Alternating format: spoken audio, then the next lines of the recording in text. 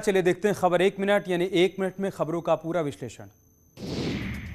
अयोध्या के गुप्तार घाट पर नहाने के दौरान दर्दनाक हादसा हो गया। एक ही परिवार के 12 लोग बह गए, जिनमें से 3 लोगों को बचा लिया गया। वहीं 5 लोगों की मौत हो गई, जबकि 4 लोग अभी भी लापता हैं, जिनकी तलाश की जा रही है। चारों तरफ जो है इसमें फ्लड पीएसी की टीम, जल पुलिस की टीम और जो हमारे लोकल जितने भी गोताखोर नाविक हैं, इन लोगों ने बहुत ही अच्छा काम किया। लगातार चारों तरफ ये ढूंढ रहे हैं अपनी नावों के माध्यम से और कांटा लगा के भी सब चीज़ें ढूंढ रहे हैं। आगरा से 4 परिवार आया था, जिसमें 15 लोग शामिल थे और 12 लोग स्नान करते समय इसी सरयू नदी में डूब गए। हालांकि फैजाबाद जिला प्रशासन, उसकी जो रेस्क्यू टीम थी, सभी नदी में उतरे। खुद एसएसपी शैलेश पांडे बताया जाता है कि अच्छे तैराक हैं, वो उस टीम का नेतृत्व कर रहे थे और उसमें से 8 लोगों को बचाया गया, लेकिन 5 लोगों की मौत हो गई। 3 लोगों का जिला अस्पताल में इलाज चल रहा है। वैक्सीनेशन के बाद यूपी अब टेस्टिंग में भी नंबर 1 बन गया है। एसीएस सूचना नवनीत सहगल ने कहा कि यूपी में 6 करोड़ से ज्यादा टेस्ट किए जा चुके हैं। वैक्सीनेशन में भी यूपी नंबर 1 है। सहगल ने बताया कि अब तक 3 करोड़ 60 लाख 81 हजार डोजेज दी जा चुकी हैं। टीकाकरण को लेकर लोगों में भी उत्साह है। टेस्टिंग में देश में सबसे नंबर 1 6 करोड़ टेस्ट करने वाला उत्तर प्रदेश पहला राज्य बन गया है। देश के किसी भी राज्य में इतने अधिक टेस्ट नहीं हुए हैं। इसके साथ साथ वैक्सीनेशन, जो टीकाकरण का एक बड़ा उसका अहम भूमिका है पूरे संक्रमण से बचाव की, टीकाकरण में भी अब उत्तर प्रदेश देश में सबसे अधिक टीकाकरण वाला प्रदेश बन गया है, जिसमें 3 करोड़ 60 लाख 81 हजार डोज दी गई हैं। ये देश में सबसे अधिक हैं और माननीय मुख्यमंत्री जी ने इसके लिए जो है हमारे जितने स्वास्थ्य कर्मी हैं, स्वास्थ्य विभाग के कर्मचारी हैं, उनकी सराहना भी की है और लोगों में भी जो एक इस टीकाकरण के प्रति उत्साह है, उसकी भी उन्होंने सराहना की है। इटावा में बैंक ऑफ बड़ौदा के ग्राहक सेवा केंद्र के संचालक पर किसानों के खाते से अंगूठा लगवाकर करोड़ों रुपए निकालने का आरोप लगा है। पीड़ित किसान पुलिस थानों से लेकर बैंक तक चक्कर लगा रहे हैं। इस मामले में बैंक के मैनेजर का कहना है कि जांच जारी है। सर, मैंने केसीसी पास करवाई थी, 1.5 लाख रुपए की केसीसी पास करवाई थी और उसमें से हमारे पास कोई बूंद नहीं मिली है। अरुण कुमार अपने खाते में ट्रांसफर कर ले गए सारे कुछ और 30,000 रुपये 420 से हमारी उंगली लगवा के निकाले गए। जब खर्चा के लिए लॉकडाउन में मैंने पैसे निकाले तब तो जा चुके वो सेम डे चले गए, लेकिन निकाले गए अंगूठा लगा के। कुछ लोगों की पार्टी है, उससे बेटर ही वही जानता है। लगता है मुझे कि जो निकालने वाली शिकायत है वो तो 6-7 लाख की है विभिन्न कस्टमरों की, क्योंकि बार अंगूठा लगाता रहा और ऐसे जो उनको नहीं दिए, इस टाइप की शिकायत है। वो जांच का विषय कि अंगूठा लगाया गया है तो अंगूठा उसका सज्जन का जो निकालने है उसका ही लगा है या फर्जी अंगूठा लगा है, तो जांच के विषय में कुछ नहीं कह सकते इस बारे में, लेकिन कार्रवाई चल रही है। FIR का भी वो जो है अभी बड़ा। गोरखपुर के एसएसपी का फर्जी फेसबुक और व्हाट्सएप बनाकर जालसाज ने उनके परिचितों से पैसे मांगे हैं। घटना का खुद एसएसपी ने संज्ञान लेते हुए ट्वीट कर अपने परिचितों को सतर्क किया है।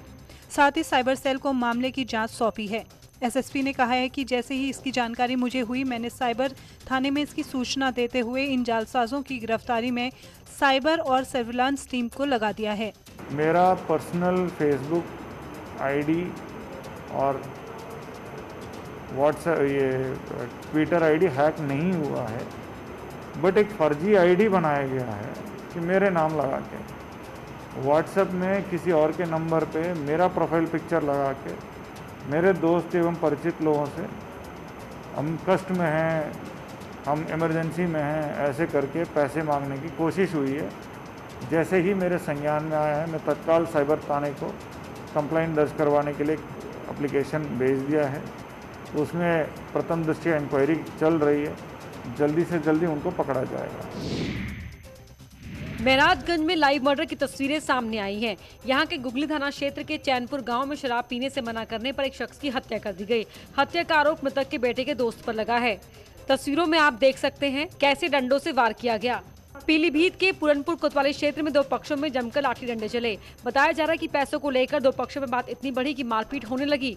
और यह कि फफून थाना क्षेत्र के जुआ गांव में मामूली झगड़े पर एक शख्स ने दूसरे शख्स पर लाठी डंडों से जानलेवा हमला कर दिया।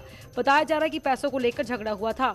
कानपुर देहात के अकबरपुर कोतवाली क्षेत्र में एक युवक को छेड़खानी का आरोप लगाकर जमकर पीटा गया। तस्वीरें 2 दिन पुरानी बताई जा रही हैं। घायल लड़के को इलाज के लिए कानपुर के हलट अस्पताल में एडमिट कराया गया है। वहीं मामले में केस भी दर्ज किया गया है। बुलंदशहर के खुर्जानगर कोतवाली पुलिस ने सुमित हत्याकांड का खुलासा कर दिया है। पुलिस के मुताबिक मृतक ने जबरन अपनी भाभी के साथ अवैध संबंध बनाए थे, जिसके चलते भाभी के पिता ने एडवोकेट सुमित की गोली मारकर हत्या कर दी थी। 11 जून को पंचवटी राजवाड़े पर सुमित का शव मिला था। इसमें कहानी निकल के आई है कि जो मृतक है इसका अपनी सगी भाभी से जबरन अवैध संबंध इसने बना लिए थे, जिसकी शिकायत वो अपने पिता से करती थी और इसके साथ ही साथ इसकी भाभी ने 3 लाख रुपए इस लड़के से, जो इसके पिता के पैसे थे, अपने पिता को दिलवाया था। तो पैसे न देने पड़े और बार बार ये लगातार अवैध संबंधों को लेकर के इसका मानसिक शारीरिक उत्पीड़न करता था। इन दोनों घटनाओं के बीच में जो इसकी सगी भाभी है उसके पिता के द्वारा ये घटना की गई है और अभियुक्त को गिरफ्तार कर लिया गया है। एनआरसी और सीए के विरोध में साल 2019 में बिजनौर में जमकर विरोध प्रदर्शन हुआ था। पुलिस ने उस दौरान कई प्रदर्शनकारियों के खिलाफ केस दर्ज करके जेल भेज दिया था, लेकिन उसमें एक बवाल कराने वाले मुख्य भूमिका निभाने वाला आदिल उर्फ चूहिया पुलिस को चकमा देकर फरार हो गया। इस मामले में एसटीएफ बरेली और स्थानीय पुलिस ने आदिल को गिरफ्तार कर लिया। अपराधी आदिल चूहिया बरेली की एसटीएफ टीम और स्थानीय पुलिस बल ने उसे गिरफ्तार किया गया है। यह अभियुक्त 2019 से सीए एनआरसी मामले में वांछित चल रहा था। इसके ऊपर 360 बलवा, सार्वजनिक संपत्ति को नष्ट करने, 7 क्रिमिनल लॉ अमेंडमेंट आज अनेक संगीन एवं गंभीर धाराओं का अभियोग पंजीकृत था। कुल 7 मुकदमे पंजीकृत थे। 1.5 साल से वांछित चल रहा था। 25,000 रुपये का इनाम घोषित था। इसे गिरफ्तार करके जेल के सलाखों में भेजा जा रहा है। गाजियाबाद के लोनी बॉर्डर इलाके में 5 जुलाई को तेल व्यापारी के साथ हुई लूटपाट का पुलिस ने खुलासा कर दिया है। पुलिस ने एक लुटेरे को गिरफ्तार किया है। लुटेरे के पास से लूटे गए 80,000 रुपए, एक चोरी की बाइक, एक तमंचा बरामद हुआ है। वहीं लूट में शामिल 2 बदमाश अभी फरार हैं, जिनकी तलाश में पुलिस जुटी हुई है। थाना लोनी बॉर्डर क्षेत्र में दिनांक 5/7/2021 को तेल के थोक व्यापारी घनश्याम जी उनके साथ एक लूट की घटना कारित की थी। बाइक सवार 3 युवक थे। हमने तुरंत घटना के अनावरण के लिए टीम का गठन किया था। आज सफलता प्राप्त हुई है। 3 में से एक अभियुक्त प्रशांत थाना आज गिरफ्तार किया गया है। उसने अपने 2 साथियों देवराज उर्फ बल्लू और देवेश नाम है, उनके साथ मिलकर एक घटना कारित की थी। इसके पास से लूट की जो हमारी रकम है उसमें से 80,000 रुपये इसके पास से बरामद हुई है। जालौन पुलिस को बड़ी कामयाबी हाथ लगी है। भोले भाले लोगों से ऑनलाइन ठगी करने वाले 5 सदस्यों को जालौन पुलिस ने गिरफ्तार किया है।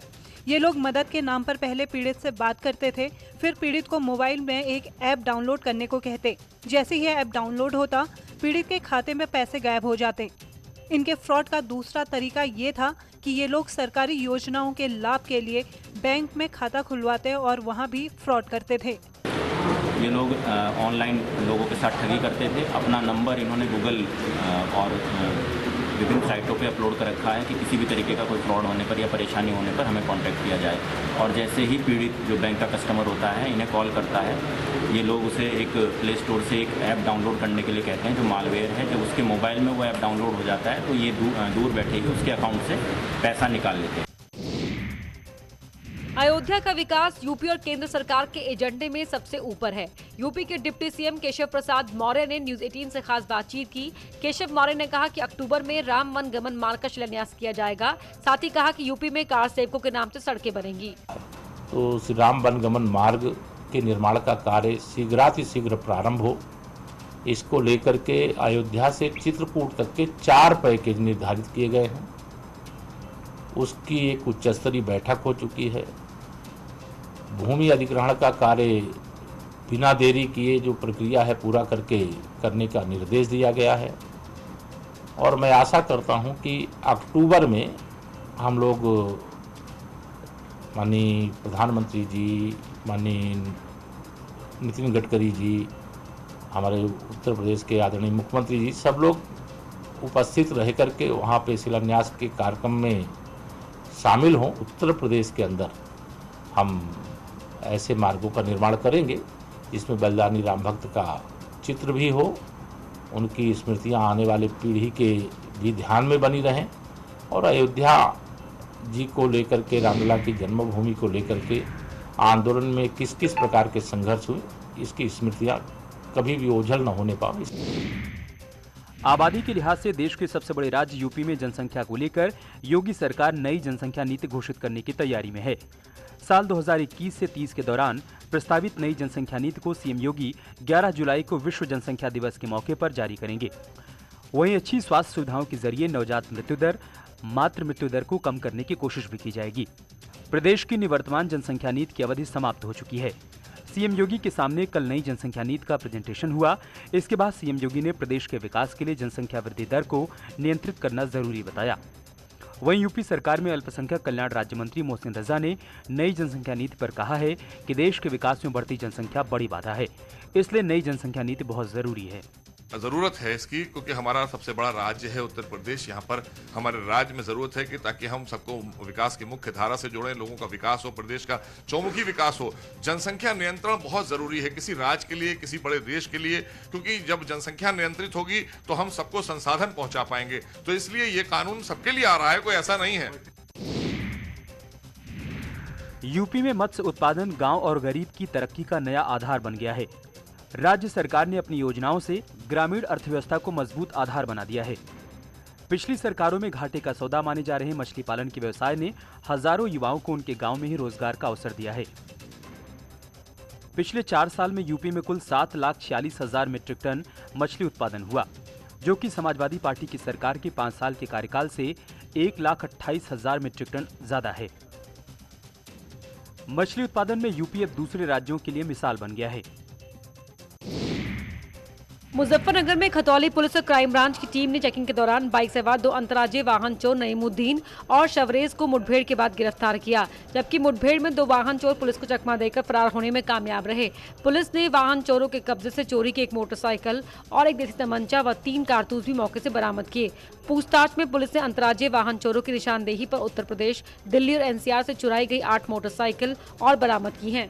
ये बहुत ही शातिर गैंग है। इनके 2 साथी फरार हैं। इनका बड़ा लंबा चौड़ा आपराधिक इतिहास है।